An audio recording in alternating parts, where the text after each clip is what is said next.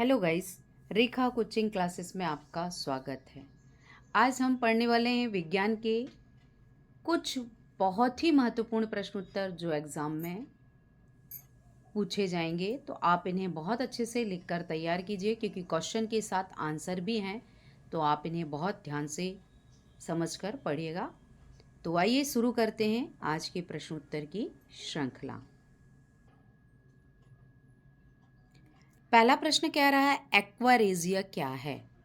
तो एक्वारेजिया, इसे अम्लराज और शाही जल भी कहा जाता है।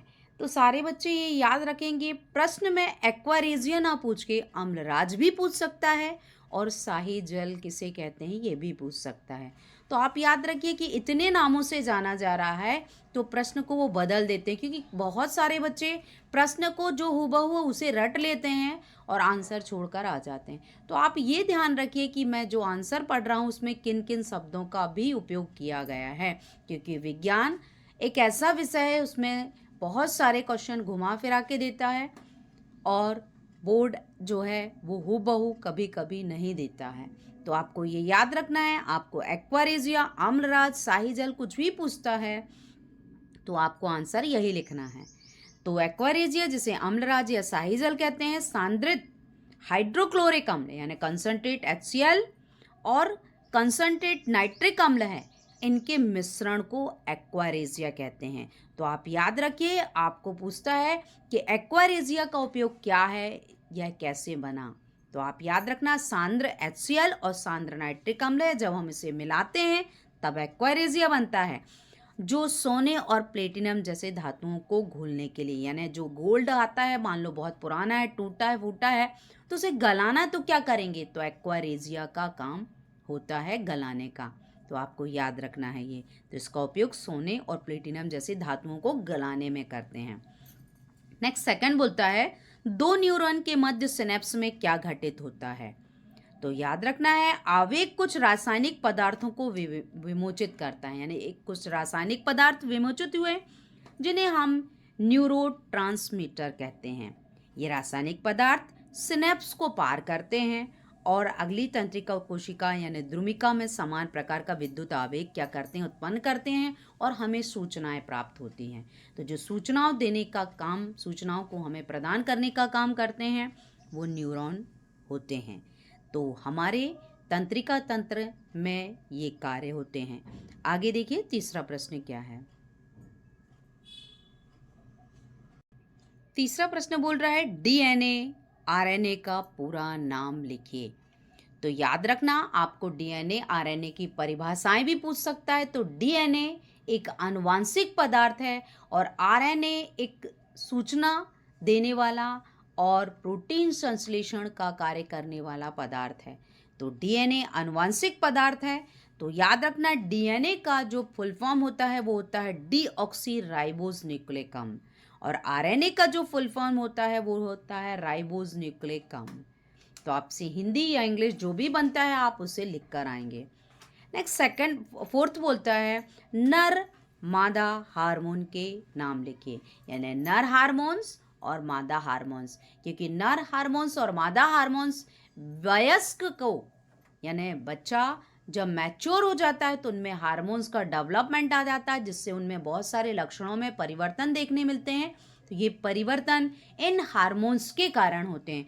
तो नर में जो हार्मोन्स होता है वो हार्मोन्स होता है, आप याद रखिए, टेस्टोस्टेरोन पुरुषों में और एस्ट्रोजन व प्रोजेस्टेरोन महिलाओं में। तो याद रखना है, एस्ट्रोजन और प्रोजेस्टेरोन जो है महिलाओं में पाए जाने वाले हार्मोन्स हैं। तो इस तरह से आपको याद रखना है नर और मादा के हार्मोन्स को।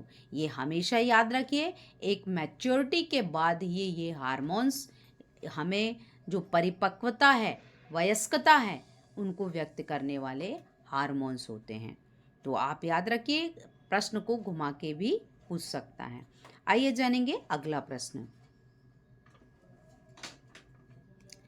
अगला प्रश्न बोल रहा है कि पौधों में पाए जाने वाले हार्मोन्स के नाम लिखिए, यानी पौधों में कौन कौन से हार्मोन्स पाए जाते हैं? वो हैं auxin, gibberellin, cytokinin, abscisic acid और एथिलीन। तो ये जो हार्मोन्स हैं ये पौधों में पाए जाते हैं। याद रखिए, मनुष्य में और पौधों में अलग अलग हार्मोन्स होते हैं। आप पौधों में पाए जाने वाले हार्मोन्स को कभी भी मनुष्य में पाए जाने वाले हार्मोन्स को नहीं लिखना है, क्योंकि पौधों की क्रियाएं अलग हैं और मानव की क्रियाएं अलग हैं। सिर्फ एक अवस्था है जो श्वसन है, वो समान होती है। श्वसन में हम ऑक्सीजन ग्रहण करते हैं और पेड़ पौधे कार्बन डाइऑक्साइड। तो श्वसन की क्रिया होती है पेड़ पौधों में भी, मनुष्यों में भी, पर वो भी विपरीत प्रकार की, जिससे प्रकृति का संतुलन बना हुआ है। तो याद रखना है आपको, पौधों में पाए जाने वाले जो हार्मोन्स हैं वो कौन कौन से हैं, जो पौधों की वृद्धि, विकास और विकास को नियंत्रित करने का कार्य भी करते हैं। तो सभी हार्मोन्स के अलग अलग कार्य हैं। आपको मैंने चैप्टर जब पढ़ाया है तो उस में पूरे एक एक हार्मोन्स के कार्य अलग दिए हुए हैं। तो सारे बच्चे उसे बहुत अच्छे से पढ़ लेंगे। अगला छठवां बोलता है प्रकाश संश्लेषण की क्रिया का सूत्र लिखिए। तो प्रकाश संश्लेषण क्रिया क्या है? यदि आपसे फॉर्मूला बनता है तो आपकी क्रिया लिखने में बहुत इजी होगा। कार्बन डाइऑक्साइड और जल आपस में क्रिया करके सूर्य के प्रकाश की उपस्थिति, क्लोरोफिल की सहायता से कार्बोहाइड्रेट और ऑक्सीजन का निर्माण करते हैं। तो ये प्रकाश संश्लेषण है। आपको फॉर्मूला दिख रहा है, कार्बन डाइऑक्साइड और जल है। तो आपको याद रखना है 6 मॉलिक्यूल्स यानी 6 मॉलिक्यूल्स लिए गए हैं और बनेगा आपके पास कार्बन भी 6, हाइड्रोजन 12, ऑक्सीजन 6 और 6 ऑक्सीजन निकलते हैं, वो ऑक्सीजन ही है। तो इस प्रकार संतुलित करके ही समीकरण लिखना है, अन्यथा गलत हो जाएगा। तो ये था आपके प्रकाश संश्लेषण का सूत्र। आइए जानेंगे अगला प्रश्न। अगला प्रश्न बोल रहा है गुणसूत्रों की संख्या कितनी होती है?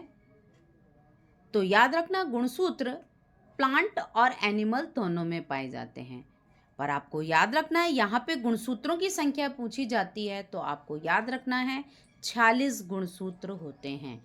और 46 गुणसूत्रों में अगर पेयर में पूछता है तो 23 जोड़े होते हैं। 23 जोड़े मतलब 23 दूनी 46 होता है।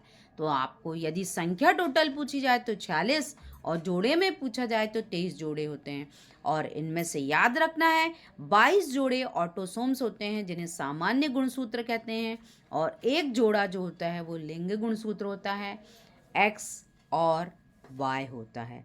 तो X जो है और Y ये गुणों को निर्धारित करने का कार्य करता है कि लिंग जो आगे जो पीढ़ी बनेगी वो नर और मादा क्या होगी।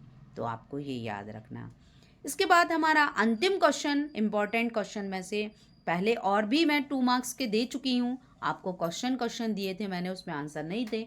आपका एग्ज़ाम है इसलिए आपको ढूंढना ना पड़े तो मैंने इनमें आंसर सहित दिया है।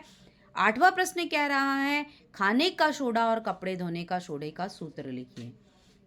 तो कपड़े धोने का सोडे का जो सूत्र होता है वो है Na2CO3, जिसे सोडियम कार्बोनेट कहते हैं। तो आपको याद रखना है Na2CO3 कपड़े धोने का सोडा है।